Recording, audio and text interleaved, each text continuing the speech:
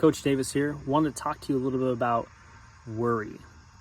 So in his book, The Big Leap, Gay Hendricks says that worrying is like playing the slot machine. Occasionally you'll be rewarded and hit the jackpot, and something that you've been worrying about will actually come true. But most of the time, you're losing.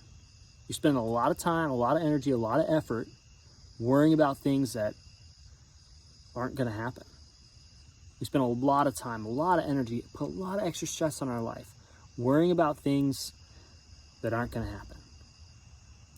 So when I start to worry, I follow Hendricks' advice. I ask myself two questions. First question, what's the real possibility? What's the likelihood of this actually happening?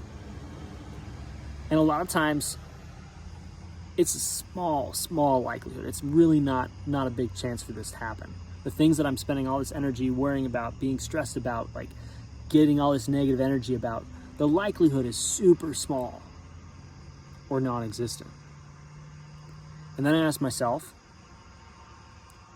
how much of this worry can I control? And even if the likelihood is big, a lot of times there's not much I can control. So I think, okay, what can I control in this situation? What can I not control about this situation? And if there's nothing I can control, or if there's a little bit I can control, I focus on that. I do what I can, and then move on.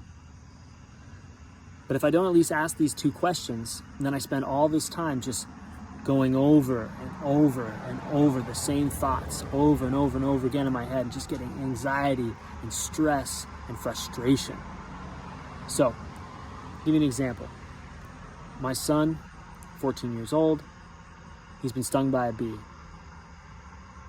But every time we talk about going outside, going out in the woods, doing all these things, he starts to worry about being stung by a bee.